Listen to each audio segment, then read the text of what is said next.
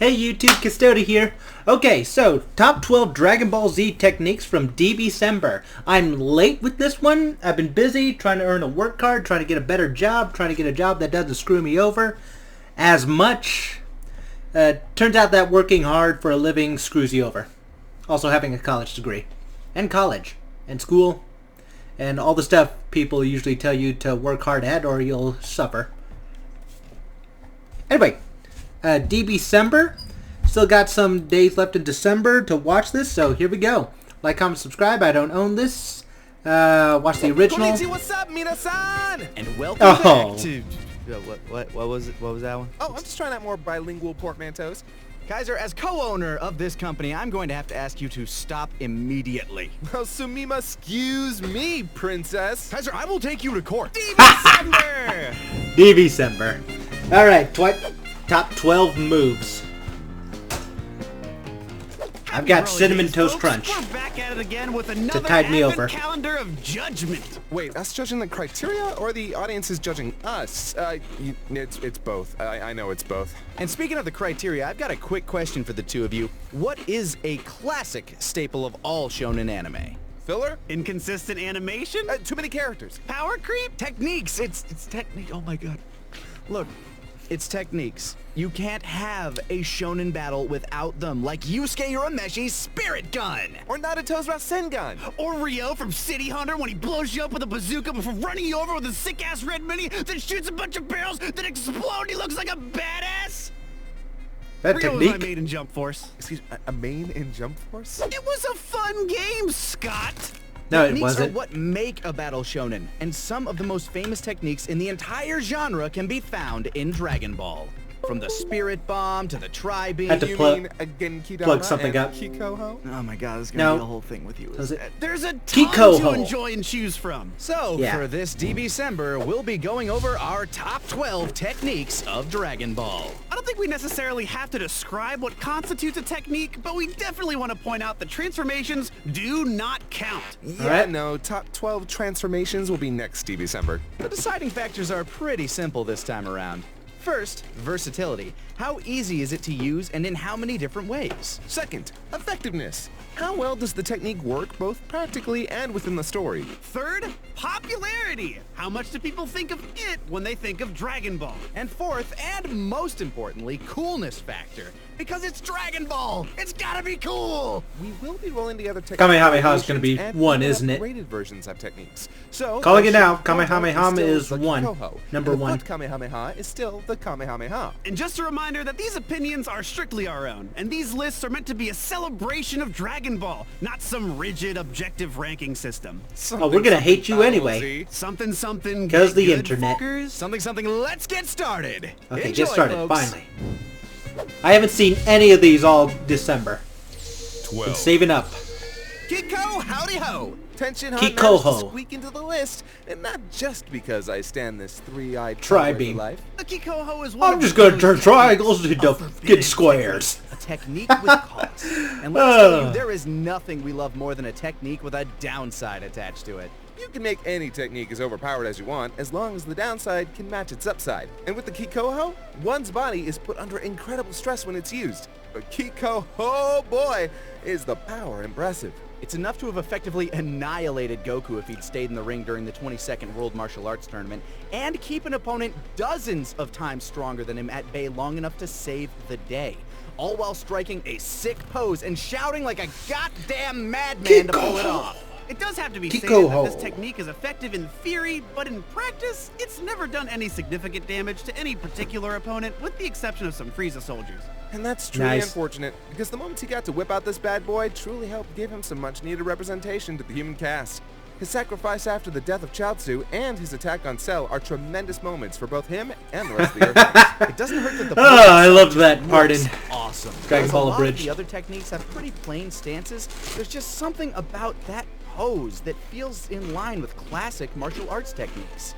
Speaking of, it's called the Tri-Beam in the dub, but he actually makes more of a diamond shape most of the time, doesn't he? Yeah, but the 3 eyes, hand placement, and the fact that Spirit Cultivation Gun doesn't quite translate well into English probably influenced the change in name, especially since this was back before they felt comfortable leaving the names in Japanese. Still not as bad as Destructo Disc. Wait, is that why you guys kept it as Kikoho and abridged? I you not. The actor for Tenshinhan pushed for Kikoho hard.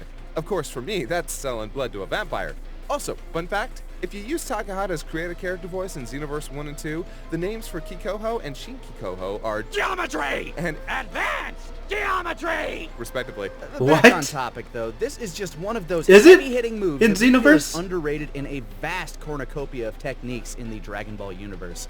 Of course, its rare usage, lack of effectiveness within the story, and lack of popularity put it at the bottom of this list. But it left a big enough impact on us to feel like it had to make it on here. It may be controversial, but we had to stand by the choice. Now, we hope that's okay. As a matter of fact, it isn't. Well, nobody asked you, Tien. Ah, vintage memes. 11. Time skip. Alright. Ooh, hit. Got it. That's a Tell me boring this name. isn't here because you desperately wanted Goku versus Hit round 2 to make it into our top 12 fights. I am not offended, Kaiser, but I am wounded, sir.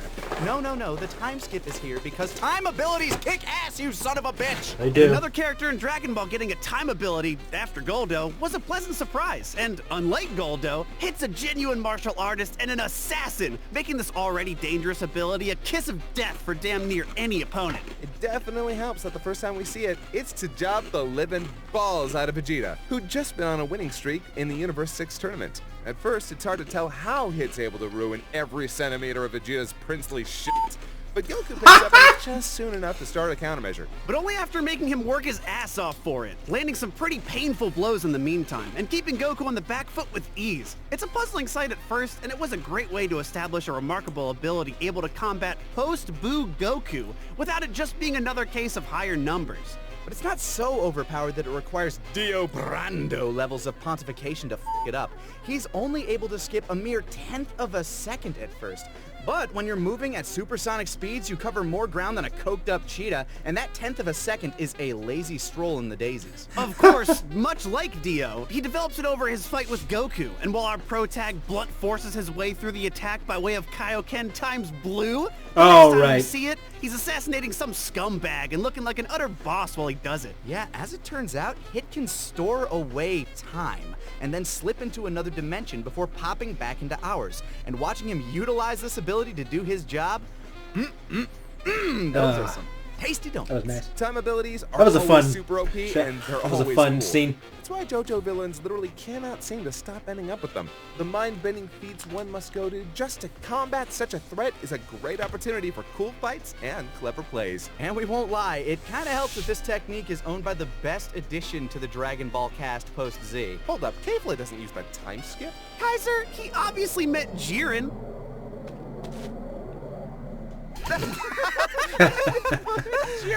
Yeah. Seriously though, if there is one giant downside to this technique, it's that even with how strong it is against a super opponent, the longer the fight drags on, the easier it becomes for your opponent to read your movements and pick up on the patterns. It's also a bit visually uninteresting a lot of the time, though it should be noted that the few bits we get to see within Hit's pocket dimension are fantastic. And the glass aesthetic was a brilliant choice to communicate the ability's effect. Some people might wonder, what about Goldo? He could stop time for as long as he could hold his breath. Isn't that a better technique? To which I say, yes, practically.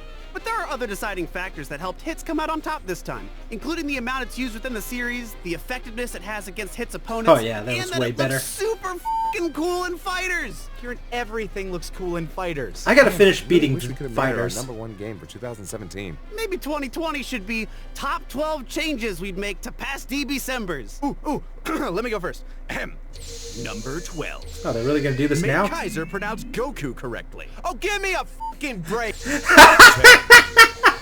That's a dumb name, right? Makon Like, what makes it Kosapo. special? That it's a spiral? Just call it Spiral Beam Cannon. I mean, it's better than Demon Impaling Light Killing Gun. I categorically Wendy. disagree. Come here. Doesn't matter what you call it. It only matters that it's cooler than a polar bear's bullocks after a long sit down. At this point in the series, we've never gotten a technique quite like this with such a long wind-up time. Seeing it in full effect is sick nasty, if you'll mind my 90s upbringing. It's a beam, it's a drill, it's a Saiyan killing death blast, and it gets the mother job done. And we know what you're all thinking at home. But guys, it's only ever Touched effective Omega once. twice, both Every against other time Raditz. on Dragon Ball proper, it does dick all. Oh, he only We used it say, in the manga sure, twice? But name another attack that makes you think Every of other use, Piccolo technically more. special And don't beam, say light non-canon. grenade. You're lying. I was gonna say Hellzone Grenade. You always say Hellzone Grenade. But yeah, the Makon Kosapo. Jesus, Kaiser, am I really gonna have to read this every single time? The Makon Kosapo is the first new technique introduced in Dragon Ball Z, and it is a doozy. Its lasting impression on the fandom is hard to quantify, but its power is undeniable and its design is super unique. It's a move that's legitimately made to kill, from both its name down to its drill aesthetic. And kill it does, ending both Raditz and Goku's lives in one of the most brutal scenes in all of Dragon Ball. Oh, its yeah. kill count is already higher than most of the techniques I on haven't this seen all list. of Dragon Ball, And but I again, do remember you can't seeing overstate that how scene. cool it looks. Few other techniques are quite as detailed and unique looking as this one. This corkscrew cannon is always a treat to see in action, even when it's non-canon or not fully charged. 5 minutes is the apparent loading time for the technique, and that's just not practical in most battles. Yeah, Right. and unless you're willing to go full DP like Goku did, you're rarely going to hit the mark with this dangerous demon drill. And while we do love us some drawbacks, it does feel like the drawback here outweighs the benefits. And unfortunately, even in Super, when he literally has the chance to lock down Frost, his opponent cheats his way out. But at least we got to see it effectively used in Super against those Universe 6 Namekians in the Tournament of Power. It's Nice. undeniable that this technique is Piccolo's signature move, and that alone could have probably put that on this list. But, giving its killing proficiency and badass design, it had to make it to the top 10.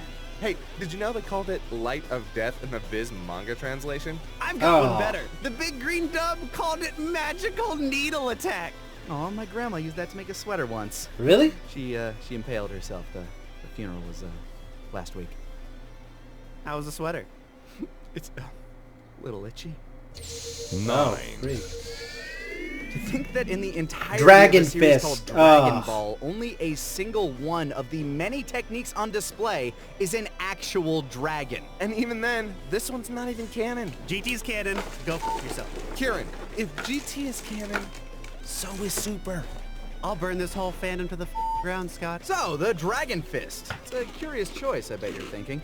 Beating out the Makon Kosapo and the Kikoho, this move, used once in the movies and 3 times in GT, has made it to the top 10. But, hear us out. It's a giant golden fucking dragon summoned from your spirit! Actually, yeah, that's a big point towards it. While a lot of the other moves on this list are definitely more powerful, they sometimes lack variation in their actual visual design.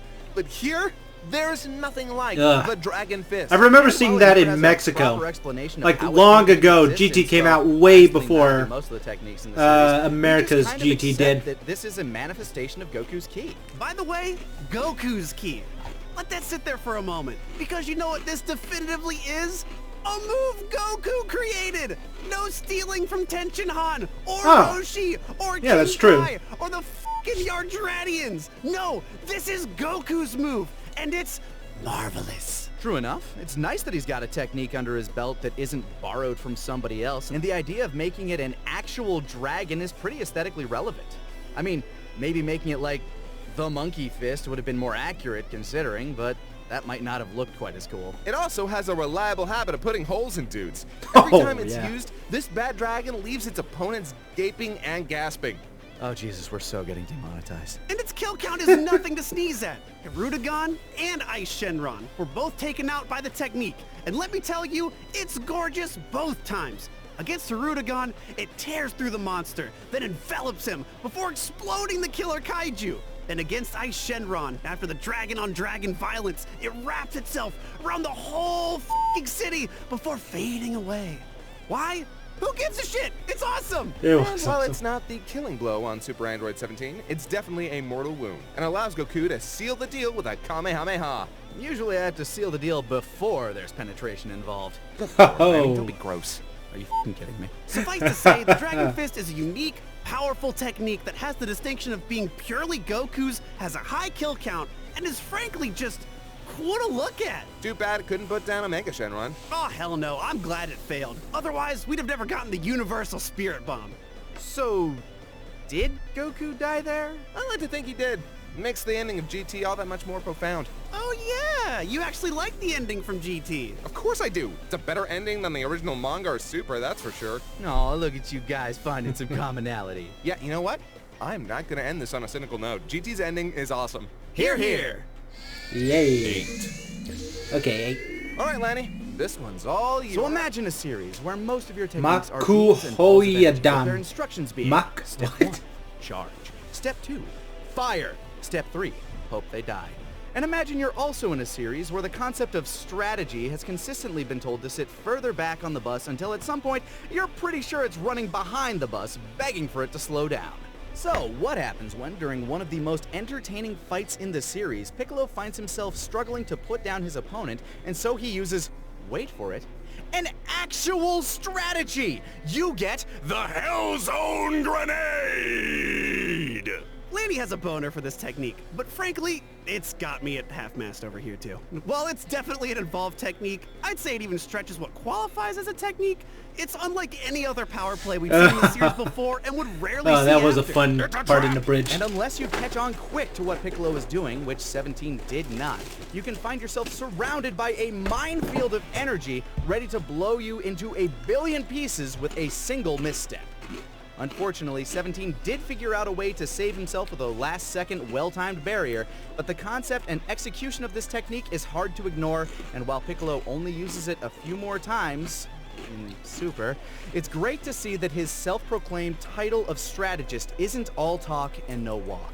But it's not just about the series, and that's where I come in. This technique is a blast in the games, used for zoning, trapping, good old damage. Hell, in fighters it became so broken they had to patch it.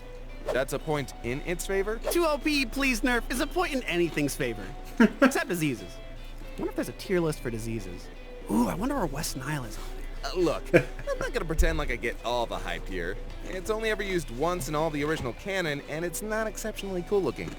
But I suppose it does have some major versatility, and, while it was sparingly used, it's also one of Piccolo's most memorable techniques beyond the Makan Kosa. Oh, wait a second. This rated higher than the Makan Kosa Po? Kaiser, if anyone is taking the placement of these moves that seriously, they're honestly missing the spirit of this list.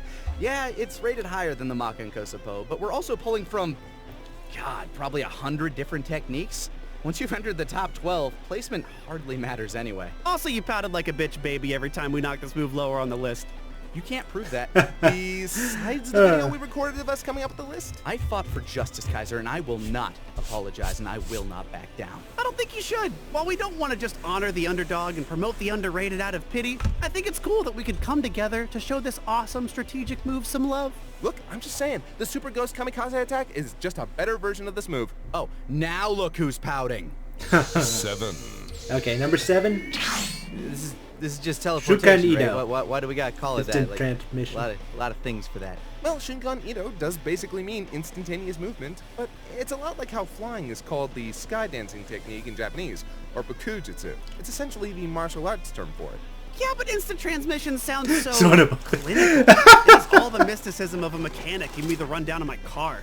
But we digress. It's here at number 7, and I'd argue for good reason. A lot of the techniques we've listed so far are battle techniques, largely, if not solely, meant for either doing damage or maximizing damage. But this move is something more versatile and frankly more enticing than any of the other techniques on this list. Let's cut straight to the chase here. Travel blows. It doesn't matter how much you might love seeing new places and trying new things. Forcing yourself into a little metal box of any kind for any amount of time is a bitch. And the farther you have to go, the worse it is. What if you Yeah. could travel to Africa in the blink of an eye? Japan? Oh, that would be nice. Finland? Why Finland? I honeymoon there. I repeat, why Finland? What we're trying to say is, this technique regularly makes the top 5 of anyone who's ever asked or been asked the question, if you could have any superpower, what would it be? Never be late for work again, spend weekends in any part of the world you want, and never be caught by the police smoking pot in your car. It's a top-tier ability, and that's not even counting for how it assists in battle. An opponent may be able to follow your movements even at your fastest, but there is no accounting for full-on instant movement. Getting behind your opponent is a cinch, as is escaping their attacks. Let's be real. The instant transmission Kamehameha is one of the that absolute one coolest was- iterations of the classic technique in the series. It's a perfect example of I how to remember utilize that. this technique in battle. Dodging and counterattacks be damned. Your ass is grass and Goku's got the grinder. It's also fantastic for getting into the battle in just the nick of time, before, say, Semi-Perfect Cell can finish off Tenshinhan, or when he needs to find the legendary Crybaby on New Vegeta. It's worth noting that a huge downside of this technique is the requirement that you're able to find a power signature to set your bearing. In other words, if you want to go to Japan, you better be able to sense your friend Mariko there, or you're f***ed. It also requires a lot of concentration, though it does seem to become a lot easier to use as time goes on. And meanwhile, the gods technically have a better version of this technique that doesn't require you to lock on to anyone's energy, but it doesn't seem to be a technique that can be learned by mortals, and thus has less access to our heroes. It's also a more boring version, to be honest. A drawback makes it more interesting. So, if you've got the tools to use it correctly, it's unrivaled in terms of just how truly useful it can Are they gonna be do the sound in effect? and outside of battle. Hey, did you know the original plan to eradicate the Saiyans game had an instant spirit bomb? Wait, really? Yup! In an alternate ending to the game, Goku throws a big-ass spirit bomb, but then teleport blasts Hachiyak, distracting him long enough for it to hit. Did you find that out while looking up the technique on Dragon Ball Wiki? Yup! And most of the migraines have worn off.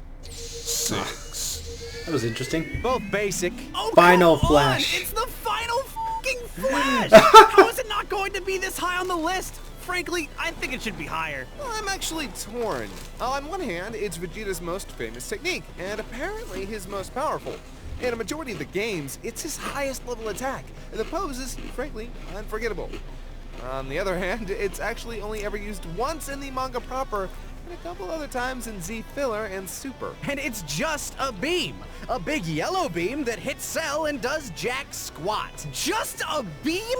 If this thing had hit Cell head on, you couldn't have filled an ashtray with his remains. The damn thing is so strong that the build-up to it shakes the entire planet. And whether or not you're watching the Japanese version, the English version, or, and I'll fucking say it, the abridged version, That's the moment one. he breaks out this attack is full-on monumental.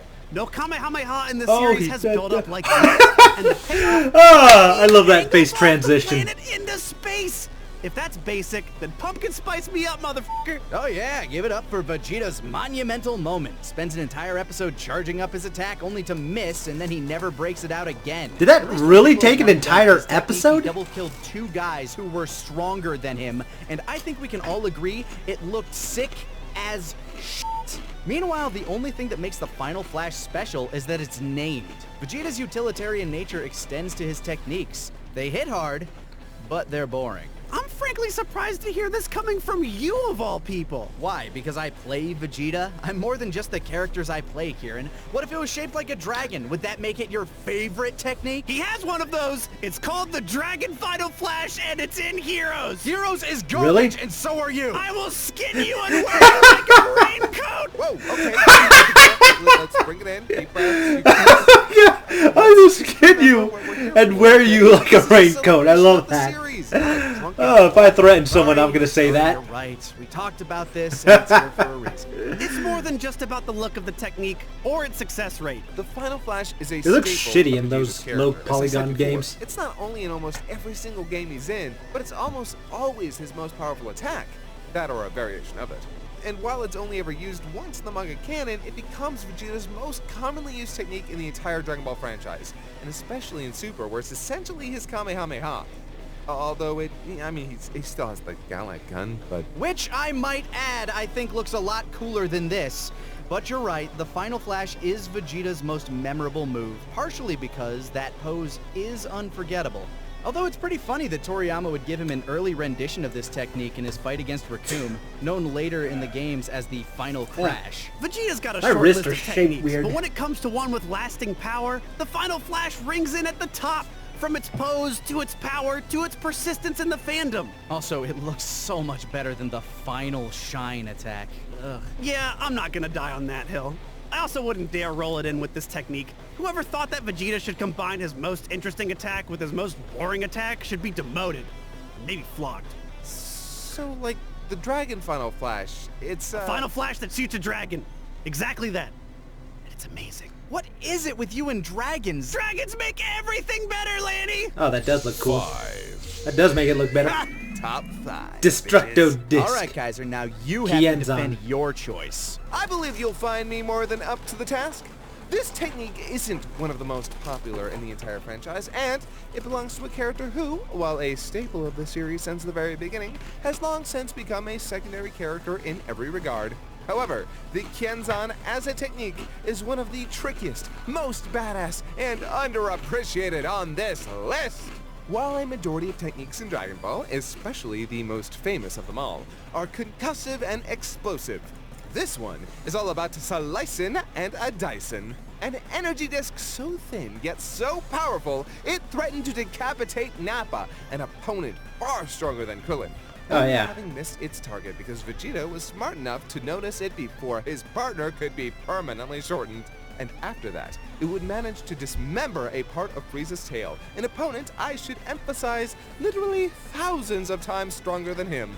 In stark contrast with many of his peers, Krillin created a technique that could potentially handle any opponent, no matter the gulf in strength. It's implied that there's no organic being that could withstand the razor's edge of the Kienzan. Not including anime filler bullshit. This elevates it phenomenally for me, especially when you factor in its awesome design and killer pose. But that's not all. This handy-dandy amputator comes with multiple settings. You can toss it and forget it, or you can manipulate it with your ki, like Yamcha's Spirit Ball, to follow your opponent.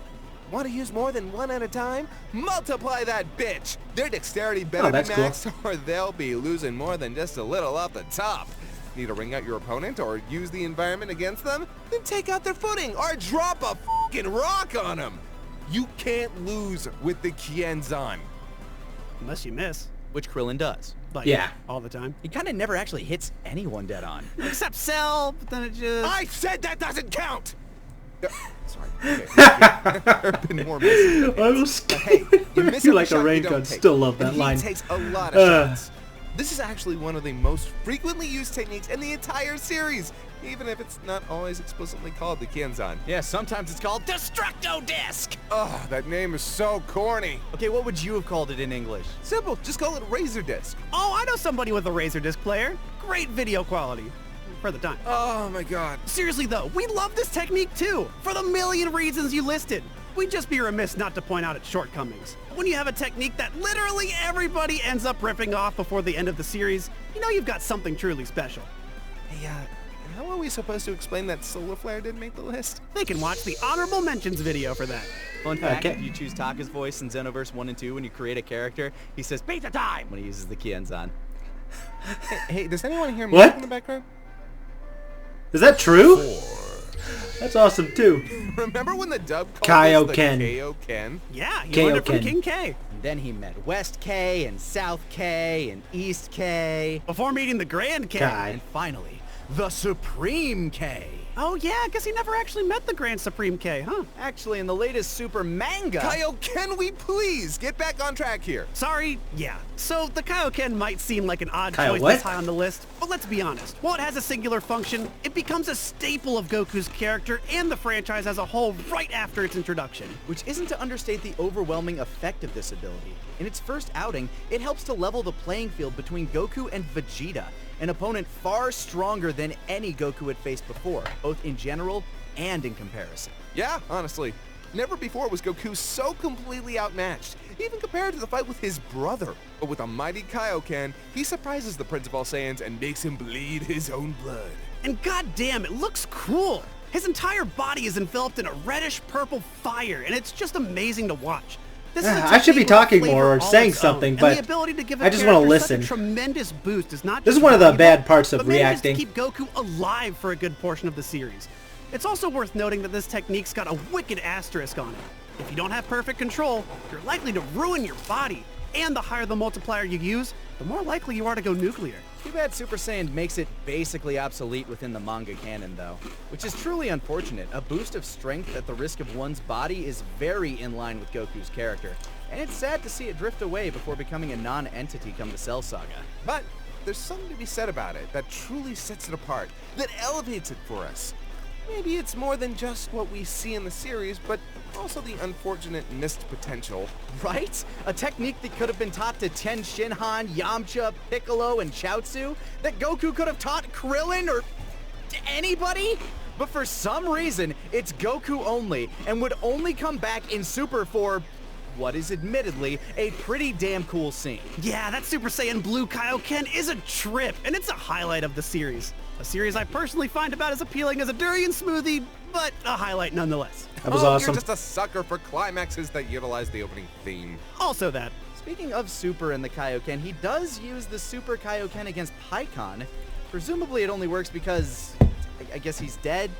Yeah. And apparently, Super Saiyan 4 Xeno Gogeta can use it in Super Dragon Ball Heroes. My boy! Okay, Yeah. dude, keep it in your pants. Never! It's just impossible not to get this technique in the game. There's nothing else quite like it in the series. And while its use is inconsistent, it's part of Goku's character more than almost any other technique. It looks f***ing awesome, and it's generally badass.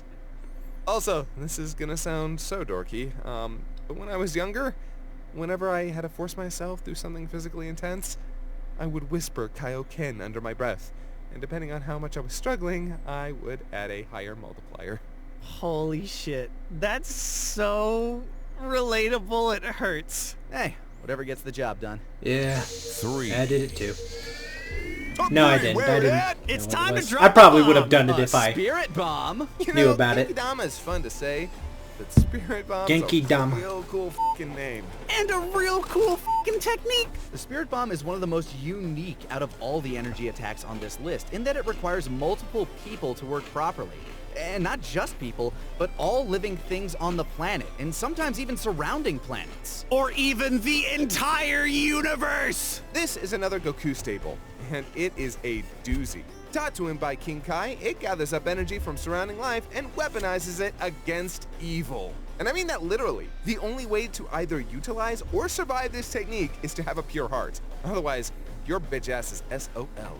It is a true ultimate attack in a lot of ways. If any factor falls short, the attack won't be strong enough. Hell, even against Vegeta and Frieza, it doesn't quite finish the job, though it does help push them closer to victory. And it did manage to finish off both Buu and Omega Shenron. And 4 whole movie villains. It's his fucking Rasengan in those movies. Won't lie though, my favorite has to be movie 7.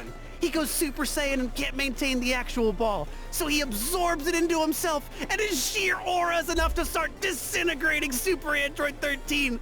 Also, this face will follow you into your nightmares. That was You're welcome. badass. And the climax against Buu is one of the best in the franchise.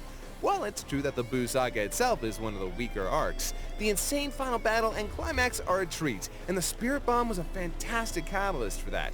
Finally getting the W and eliminating that pesky pink powerhouse for good. It's also worth mentioning that it's the impetus for Ultra Instinct, one of our favorite forms in the entirety of Dragon Ball. It also makes sense that only Goku can use it because of his pure-hearted nature. Although it might have been cool to watch Gohan make one. We know he's pure-hearted enough because he can ride the Nimbus and he was able to ricochet it back against Vegeta. Hell, Krillin was able to hold it and even throw it. Are we sure about this whole pure-hearted thing? Or did King Kai just say that so he wouldn't have to teach it to the humans? King Kai, racist or just lazy? He's a deity, so I'm gonna assume 6 of one, half a dozen of the other. Point being, the Genkidama is awesome, top to bottom. And while it's not always the most effective, it definitely gets its due, and is a staple of Dragon Ball. While I personally wasn't a huge fan of it making it this high on the list, it's impossible to ignore the cultural impact this technique has had, and its history with the franchise. Right. It also, way hikes up Goku's kill count when it comes to the movies. Oh yeah, no room for mercy there. Actually, most of the films end up with Goku straight up icing his opponents. Yeah, no, what's more amazing to me is how many deaths he's responsible for as a child. Are we still sure about this whole pure-hearted thing? 2. Pure. Fusion! Oh, the fusion. We are Lirin! Damn bam! Blast from the past over here. Just wait for Xenoverse 3! Some of you probably didn't even expect this to be on the list. Yeah, much I less at wasn't number thinking 2. that. Most people don't even consciously consider fusion as a technique. But it absolutely is, and we think it's one of the coolest in the entire franchise. We're cool as Okay, I am not doing this entire entry alone. Unfused. fine. 29 minutes later. Oh, you too? Alright, so there's a bush, but we're not gonna beat around it. Fusion loses more battles than it actually wins. At best, it's used to progress the story, and at worst, it's a marketing tactic to sell more toys. It only ever kills Janemba and manages to defeat Broly in the Super movie.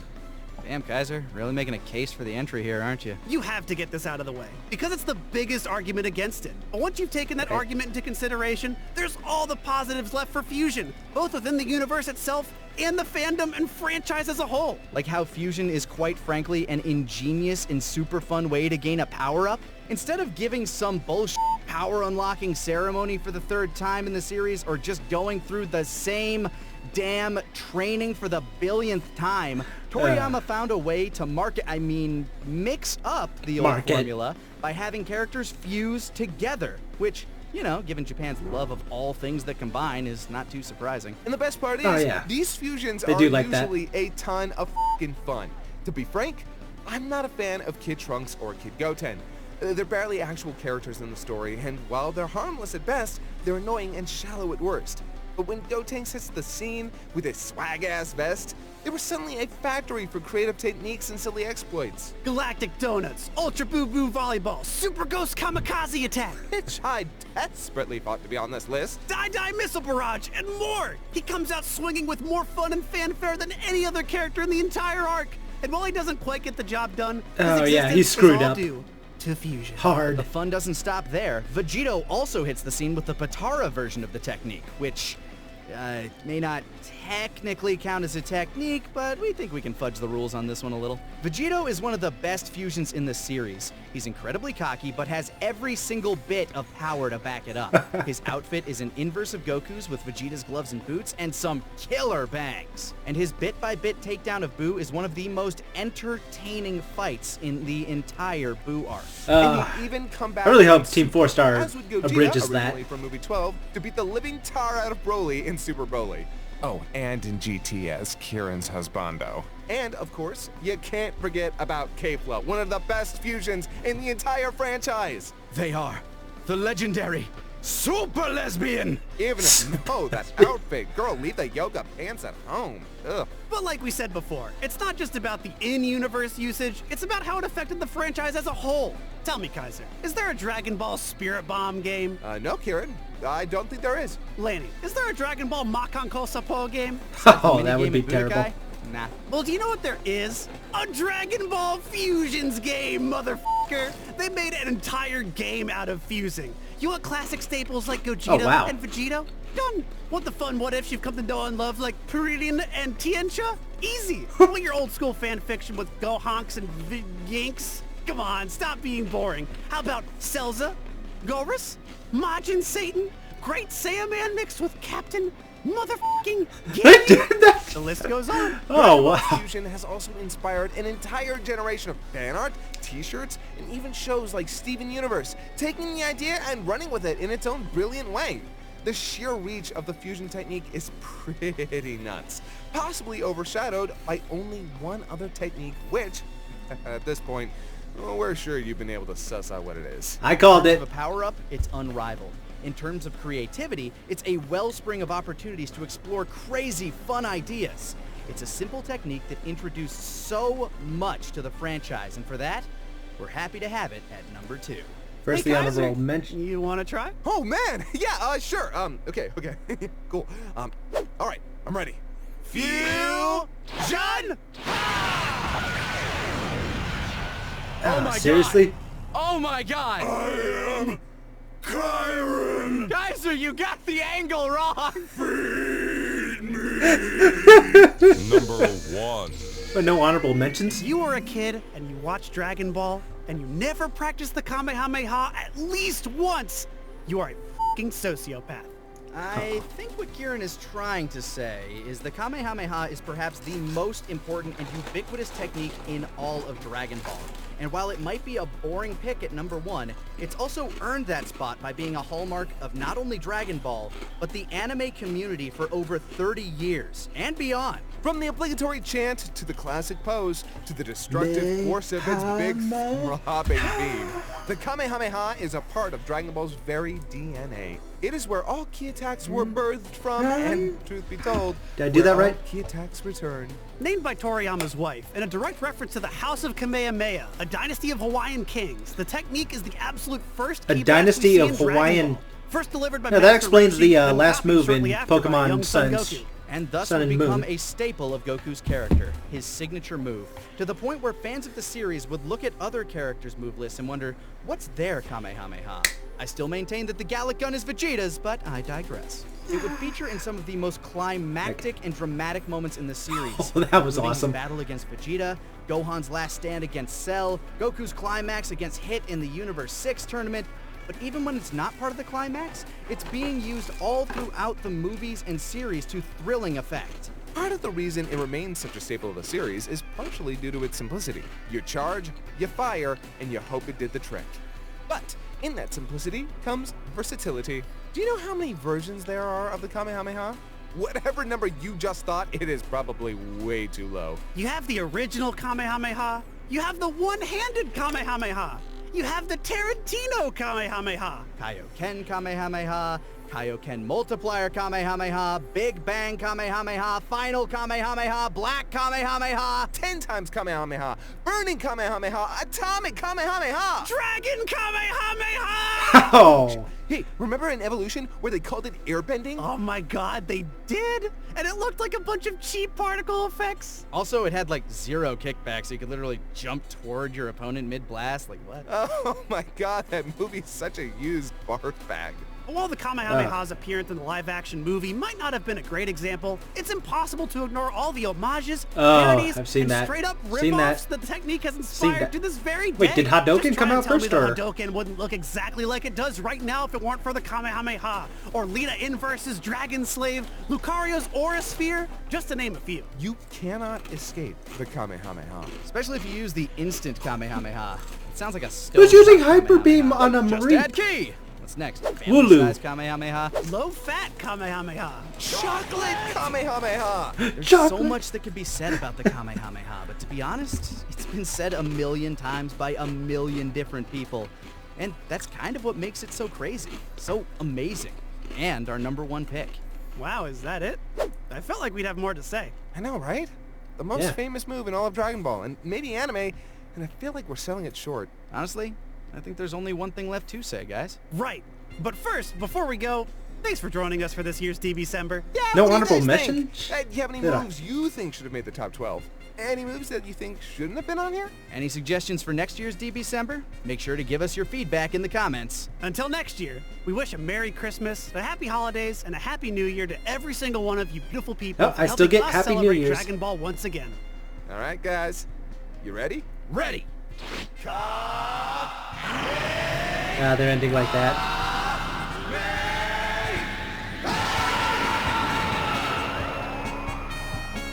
And it's over. No, I guess I agree with the list. I wasn't that huge of a Dragon Ball Z fan when it came out, so I don't have that much of a say. Oh, muffin button. Ooh, go. Oh, I'm liking some of these shirts. Tank Ceratops and the Vehiculars. Oh my god. That's actually in Final Fantasy VII Abridged, but I'd still wear that. Alright, that's the episode, everyone. See ya.